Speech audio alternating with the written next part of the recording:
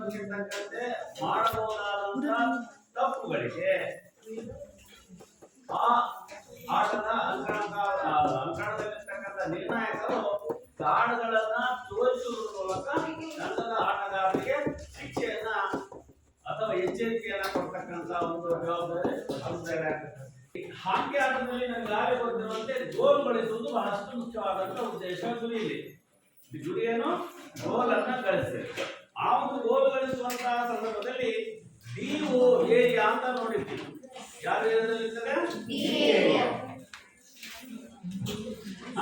ಹಾಕಿ ಆಟದಲ್ಲಿ ಸಂಪೂರ್ಣವಾಗಿ ಡಿ ಏರಿಯಾದಲ್ಲಿ ಮಾತ್ರ ಏನಾಗ್ತದೆ ಅಂದ್ರೆ ಗೋಲ್ ಮಾಡಬೇಕು. ಹೊರಗಡೆಯಿಂದ ಮಾಡಿದ್ರೆ ಗೋಲ್ ಕೊಡಲ್ಲ. ಯಾವ ಏರಿಯಾ ಅಂತಾರೆ? D area. ಈ ಏರಿಯಾದ ಒಳಗಡೆಯಿಂದನೇ ಇದ್ರೊಳಗೆ ಹೊಡಿಬೇಕು. ಇಲ್ಲಿಂದ ಒಳಗೋಯ್ತು ಗೋಲ್ ಇಲ್ಲ. ಇಲ್ಲಿಂದ ಹೊಡಿತೀರಿ ಅದು ತಪ್ಪಿಸಿ ಮತ್ತೆ ಸೀದಾ ಒಳಗೋದ್ರೆ ಅದು ಗೋಲ್ ಅಲ್ಲ. ಎಲ್ಲಿಂದ ಬಂದು ಹೊಡಿಬೇಕು? ಚೆಂಡನ್ನ ಡಿ ಏರಿಯಾದ ಒಳಗಡೆಯಿಂದನೇ ಅದನ್ನು ಹೊಡಿಬೇಕು. ಅದು ಗೋಲ್ ಪೋಸ್ಟ್ ಒಳಗೆ ಚೂರ್ಕೊಂಡಾಗ ಅವಾಗ ಏನಂತ ನಿರ್ಣಯ ಮಾಡುತ್ತೆ? ಗೋಲ್. ನೀವು ಇಲ್ಲಿ ಕ್ರಿಕೆಟ್ ನಲ್ಲಿ ಬೇರೆ ಆಟದಲ್ಲಿ 2-3 ಪಾಯಿಂಟ್ ಇರಲ್ಲ. ಕೇವಲ ಒಂದು ಸತಿ ಚೆಂಡು ಗೋಲ್ ಪೋಸ್ಟ್ ಒಳಗಡೆ ಒಂದೇ ಗೋಲು, 1 ಅಂಕ ಮಾತ್ರ ಸಿಗ್ತದೆ. ಹಾಗಾಗಿ ಈ ಡಿ ಏರಿಯಾದ ಒಳಗಡೆ ನಡೀತಾ ಇರ್ತಕ್ಕಂಥ ಆಟದ ಸಂದರ್ಭದಲ್ಲಿ ಚೆಂಡನ್ನು ಹಾಕಿದ್ರೆ ಎಷ್ಟು ಗೋಲ್ ಎಂದು ಪರಿಗಣಿಸಲಾಗುವುದು? 1 ಗೋಲ್ ಎಂದು ಪರಿಗಣಿಸಲಾಗುವುದು. ಗೋಲ್ ಗಳಿಸಿದಾಗ ಈಗ ಗಳಿಸುವ ಸಂದರ್ಭದಲ್ಲಿ ರಕ್ಷಕ ಚೆಂಡನ್ನು ಯಾವ ಏರಿಯಾದ ಒಳಗಡೆಯಿಂದನೇ ಒಳಗೆ ಹಾಕಬೇಕು? ಏರಿಯಾದ ಒಳಗಡೆಯಿಂದನೇ ಗೋಲ್ ಪೋಸ್ಟ್ ಒಳಗಡೆ ಚೆಂಡನ್ನು ಹೊಡಿಬೇಕು. ಈ ರೀತಿ ಇಲ್ಲಿ ಬೇರೆ ಯಾವ ಭಾಗದಿಂದಲೂ ಹೊಡೆದರು ಚೆಂಡು ಗೋಲ್ ಪೋಸ್ಟ್ ಒಳಗೆ ಹೋದರೂ ಸಹ ಇದು ಏನೆಂದು ಪರಿಗಣಿಸಲಾಗುವುದಿಲ್ಲ? ಗೋಲ್ ಎಂದು ಪರಿಗಣಿಸಲಾಗುವುದಿಲ್ಲ. ಈಗ ಅಂತಿಮವಾಗಿ ಮತ್ತೊಮ್ಮೆ ತಿಳ್ಕೊಳ್ಳೋಣ. ಇದರಲ್ಲಿ ಎಷ್ಟು ಕಾರ್ಡ್ಗಳನ್ನು ಆಟದಲ್ಲಿ ನಿರ್ಣಾಯಕರು ಬಳಸ್ತಾರೆ? 3 ಕಾರ್ಡನ್ನು ಬಳಸ್ತಾರೆ. ಮೊದಲನೇದಾಗಿ ಯಾವುದು? ಹಸಿರು ಕಾರ್ಡ್. ಹಸಿರು ಕಾರ್ಡ್ ಅನ್ನ ನೀಡಲು ಬಳಸ್ತಾರೆ. ಆಟಗಾರರು ಎಷ್ಟು ನಿಮಿಷ ತಾತ್ಕಾಲಿಕವಾಗಿ ಹೊರಹಾಕ್ತಾರೆ. ಎರಡನೇದಾಗಿ ಬಳಸತಕ್ಕಂಥ ಕಾರ್ಡ್ ಯಾವುದು?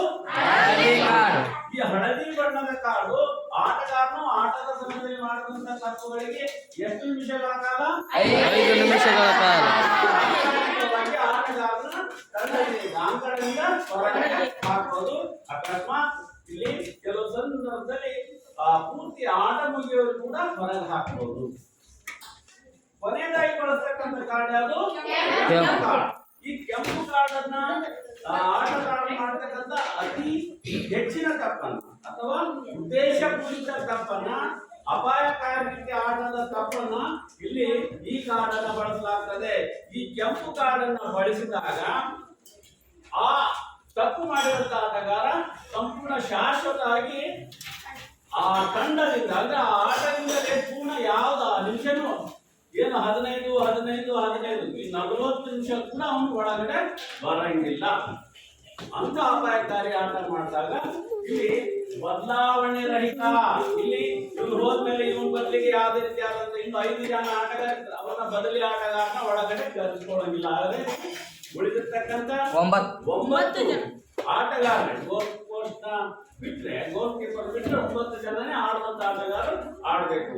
ಹಾಗಾದ್ರೆ ಕೊನೆಯದಾಗಿ ಗೋಲು ಹಾಗೆ ಅಂತ ಗೋಲ್ ಅಂತ ಹೇಳಿ ಪರಿಗಣಿಸಬೇಕಾದ್ರೆ ಚೆಂಡು ಯಾವ ಕ್ಷೇತ್ರದಿಂದ ಹೊಡೆಯಲ್ಪಡಬೇಕು? ಅರ್ಥ ಆಯ್ತಲ್ಲ?